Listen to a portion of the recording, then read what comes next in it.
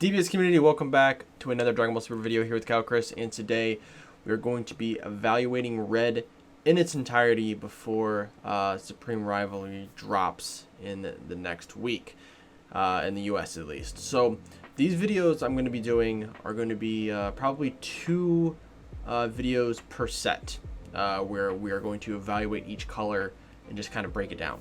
And the idea is going to be we're going to do one before the actual set drops, and then one maybe a month or so into the actual set to see if there's any differences, and just to give some players maybe who are returning at that particular time or who are struggling with stuff, and kind of see how the game has evolved since the beginning of the set into about a month into the format. Now today we're going to be going over Red, and the idea is to go over what's good in the meta now, what's potentially going to be good in the meta, some cards to look out for, and just some overall bullet points about the color. So hopefully you guys like these sort of videos. I was hoping to have all of these done last week, but with me being very busy, and then over this last weekend, I ended up getting my second COVID shot, so I was basically bedridden. Today's Monday morning, so I was bedridden all of Saturday, and then until probably about 9 or 10 o'clock on Sunday yesterday. So it was pretty bad. So I didn't really have time to actually make any videos, so I apologize. But I'm hoping with these videos we can do this. It should be very, very fun to do. I know a lot of people were doing just breakdowns of every leader. And as you guys know, before in the last set, I was doing a top 5 rogue decks of each color to play.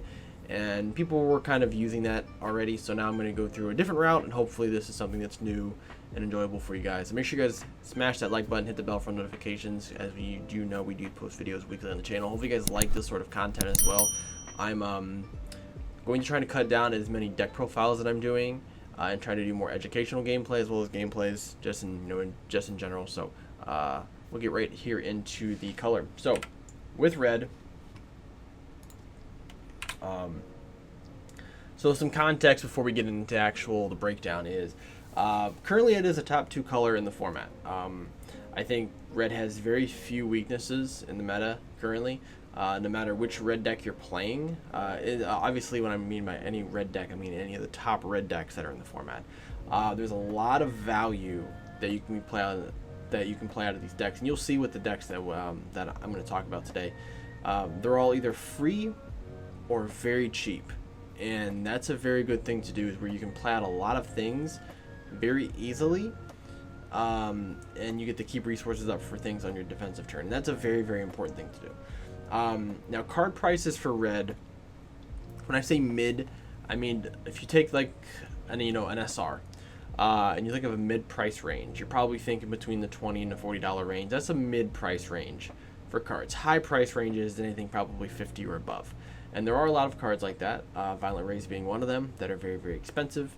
So the color is pretty, there are some very expensive cards you have to get, so if you want to play it at a high level, it is a little expensive. And that's one of the reasons why Red sometimes is the turnoff for people, is because to play on a very, very high level, you do have to buy some of the really, really expensive cards. So the 3 decks currently that are kind of holding down the meta for Red is going to be King Piccolo, Launch, and Red Broly. Now, King Piccolo is sort of your mid-rangey. It also can be considered a tempo deck as well, where you're playing a lot of cards for free, replacing your life, and you're just getting a ton of free value, whether it's drawing off of your piano and off of your unison, playing out free 15k blockers that also minus cards by 10k. There's a lot, man. There's 2 TP promos that were printed for King Piccolo. He's got a lot of power, man. A lot of power. The second one being Launch, who came out of the same set, surprisingly, who also is extremely good, who also is considered a tempo / combo deck, where you draw extensively, on both turns, where you're just able to just draw and draw and draw and draw and draw. And there's different versions of Launch as well. There's mono red Launch, there's red blue Launch, there's tricolor Launch, there's red green Launch. And the fact that you have a leader that can be played with so many different ways just shows the versatility and how good a leader actually is. And that's kind of where Launch is sitting. Although Launch, in the past few events, hasn't really topped, or hasn't even won any events. This would probably be the bottom out of the 3 But the fact is that's a good experienced launch player can pick up this deck and can probably beat almost any deck in the format. And then you have Red Broly, the terror of best of threes. Not terror of best of threes, but really the terror of best of ones now. It's kind of been sidelined a little bit because of Majin Vegeta sort of taking over as the, best of one top tier aggro deck in the format. And a lot of that has to do with my first statement, which is that red is extremely expensive. There's a lot of red cards that you need that are very expensive, whether it's the TP Brolys, whether it's Violent Rays. The deck is just a very expensive deck, but the deck also is very good. The deck can kill turn 2 very easily, and any aggro deck that has the ability to swing with crit with almost everything, as well as being able to rip cards from your opponent's hand, regardless if it's for a turn or not. The fact is that your opponent can't use those cards, and that makes it very difficult to play against especially when you're swinging for crit. It's almost as if they printed a green leader in a red leader format, and that's what you get to play with, and it's extremely powerful. One of the more annoying decks in the format to deal with. So one of the decks that I think has very untapped potential going into the next set is going to be Super Saiyan Bardock, the Legend Awaken. Now, there's a lot of things about this leader. One thing is that it is a red Saiyan, which there's a few cards coming out in the new set that you need red Saiyans. Also, you have access to a lot of different cards with this leader's ability when you can attack, draw a card, and then choose one red Saiyan in your hand at a cost of 1 and play it. There's a ton of different options that you can do for that. And also this leader has a built-in double strike, which is very, very good. Any leader that has a built-in keyword skill is very powerful, and you don't really see it often. But with double strike and red leaders, you tend to see that, and that's very, it can be aggro in a sense, where your opponent swings the leader, they combo, up to 30k, and they don't need Champa because their leader already has double strike. So it puts in a lot of work in that sense. Also, you do have a sort of a swarm spam type of strategy where you can play out stuff for 1 energy, and then those cards play stuff off. Also, your leader can play stuff off of your attacks, which also kind of generates this very, very early awaken that you can actually pull off. Because I think you only need three Saiyans in play, and you can do that very easily with a 1-drop and Nappa's, the super combo in your hand. You can awaken almost turn 1, turn 2. That's really, really annoying. It's very, very annoying. Now going into what deck I think is going to change the meta for red, and I think it's going to be King Vegeta. A lot of people are talking about King Vegeta, and the reason is that this deck is a premier red control strategy. Being able to neg cards as soon as they hit the board, being able to neg cards when they're on board, whether it's using your leader ability, whether it's using your field spell, other battle cards, extra cards, unisons. There's so many different cards at King Vegeta's disposal where you can basically remove any card that's on board, regardless if it has barrier or not. And this forces your opponent into a very particular situation, because decks that only play maybe 1 or 2 battle cards, you're going to struggle against this deck. You're not really going to be able to get a lot of board control. You're going to really have to go wide, and there's some decks that are just not built to go wide. Also, the fact that King Vegeta actually plays a little 5k power or 500 power card on your turn on your side of the board, which crits life and can warp cards from your hand and play them in rest mode, so you can't even combo with them, can't even attack, and it becomes quite annoying. And I'm not looking forward to playing against King Vegeta, but I do think that King Vegeta is going to change the meta big time for the entire game, but mainly for what decks are topping for red. Now, I have some key component cards that you can pick up for red that are preferably really cheap. So here we have Frieza's Death Ball, which is the ICA or the IAR extra card. Came out in set 9. You give your leader or a battle card 15k power. Then if all your energy is red, you can choose an opponent's battle card or opponent's leader and minus it by 10k for the battle. So essentially this could be a 25k combo, because you are plussing something 15k, and then mining something 10k as well. You have Frieza, Fairweather Fiend. This is an interesting card that came out in the expansion sets before the Unison block started, and it's essentially Red's version of the Raider's Warcry, where you can pay 2 energy for it, and if your leader is red and you have a Unison of 2 cost in play at the end of the battle, you can pay 2 red to play this card out. This card is a double strike unique and has an auto. Whenever your opponent activates a counter skill, you choose one of your opponent's battle cards, ignoring barrier minus by 30,000 power. This is very good. This card inherently can really hurt decks like Mecha Frieza, who run a lot of barrier cards. Being able to neg a Poutine, neg a Lord Slug, neg a a Bojack, and you can kill almost any card in the game with this by minusing by 30k. Not to mention what if you're playing King Vegeta, your leader has the ability to do that as well. And it can be very annoying, but it is a double striker as well. So you can pressure with this card. Your opponent, they decide to negate or do something, you can just minus 30k something, and it basically can kill almost any card in the game. And then Crown of Retribution is just a very good card. I remember when this card was $30-$40 back in the Surge, the Surge Leader format, and then it got reprinted, and now it's maybe $1 or $2. This card's also very good. You can play this card off of your Bardock Leader ability, and when you play this, if your opponent has more than 2 energy up, your opponent reveals their hand, you get to rip a battle card 20k or less and put it in the drop area. So you can play it, and then you can rip a card from your opponent's hand. So if they negate, that's 1 card guard from their hand. Then you can play this, and then you can negate another, then you can, rip a battle card from their hand. So it has a lot of, unique potential in there, but all these cards are pretty cheap. I think Death Ball is probably the most expensive at like 14 or 15 bucks, but everything else is extremely cheap. You guys should be able to pick up a full play set pretty easily. And then some important pickups that are going to be coming out in set 13.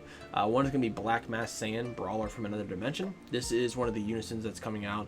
When auto, when your opponent adds a card from their life to their hand or places a card from their life in the drop area, add a marker, and if it's your turn, this card gets 5k. So if you crit them a life, if they add a card to their life or from their life to their hand, this card gains 5k and a marker, which is very powerful because this card doesn't inherently gain markers by itself.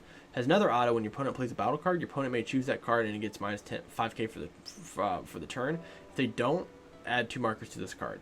Now this is auto and does not say once per turn, but everyone should know now that the unison abilities, so the ones that have plus and minuses, those can only be activated once per turn. So that's not a, you can't, -4 and then swing and then this card's auto kick in. It just doesn't work that way. You have to do one or the other. So, but the fact is that your opponent plays a card like Black Mask Saiyan, they can choose to get, they can choose to minus it by 5, and then if they don't, this card gains 2 markers. It's pretty powerful. Now also having a -4, activate main, this card gets 15k and double strike for the turn, so it becomes a 25k double strike unison. It's pretty powerful. That is a pretty powerful effect. Then you have the 2 King Vegeta counters, and both of these cards are probably going to be, I'm gonna say, $30-$40 on launch, and then depending on how red is, these cards can easily shoot up to $80-$100. Do I think they should be that expensive? No, I don't think any card other than a secret rare should be that expensive, but these cards are very powerful. So Imposing Presence is a counterattack if your leader is a mono red Saiyan. When you choose, you may choose the attacking card, ignoring barrier. It gets minus 10k for the battle. It gets minus 10k for the turn. Your opponent can't attack with cards unless they give the attacking card minus 5k for the turn each time. You can't activate copies of this card for the turn. Then if you have 3 or less life, you can activate this card's combo from your hand without paying its energy cost by choosing 1 card in your hand and discarding it. So essentially this is a red, it's a red Baby Hatch in a way, because Baby Hatch you can activate by pitching a card from your hand. Now with this card you kind of have the same effect, but instead of pitching a card from your hand to stop your opponent from attacking at all, you minus the card by 5k, and when you minus, they minus it by 5k every time. The first card that attacks, though, you can minus it by 10k, and ignoring barrier as well. and it's his card, so it's just for the turn. So if your opponent swings with a unison that has dual attack, minus is 10 for the turn, and then they can't do anything. Also remember, they added the rule that if a unison has its power reduced to 0, it does remove a marker from it. So if your opponent swings in with a card with the unison, and then you minus it by 10, and that card would essentially die, it loses the marker. So then it loses whatever power that the card has. But being able to play this card out for free, this makes it sort of like the red dormant potential, which is going to be very, very good. There also is an SCR version of this card. So this card probably won't be $80-$90, but the SCR version probably will, which is weird in this set because the SCR version art is not, I don't think, as good as this one, but that's just me. The second one is going to be King Vegeta Hidden Ambitions. So this is a card that is a counter, which is, I believe, the first red counter. Joyous, right? So if your leader and all of your energy are mono red, and your opponent has 3 more energy, negate the counter skill of an extra card with an original energy cost of 1 that was activated without paying its energy cost, and play this card. And then it has activate main if your leader is a red Saiyan, and you place this card in its owner's drop area. Play up to 1 mono red Vegeta lineage card with energy costs of 3 and 10k power or less from your deck, and shuffle. So the second effect probably won't be used a ton currently, because there's not a ton of Vegeta lineage cards that are probably worth playing. But the counter effect stops counter cards from being played when they're not being played using energy. Means if someone does a Sparking Negate, if you're playing against Mecha Frieza and they activate Flying Nimbus, they activate Crusher Ball, Cold Bloodlust, any of those 1-drop extra cards that they're taking a life to do instead, you can counter. If your opponent decides to Dormant Potential, or we'll say Wolfang Fist, Release from Evil, Final Hope Slash, any of those free counterplays as well, you can play this card for 1 to negate those. And that's very powerful. And also because that it is a counter, just automatically that card goes to the drop area. Now, I'm a little... So this card is very good. It targets particular archetypes. It targets green.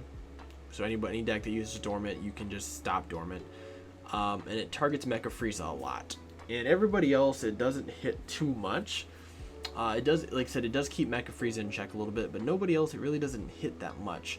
So this may be a card that you may not really main board, essentially.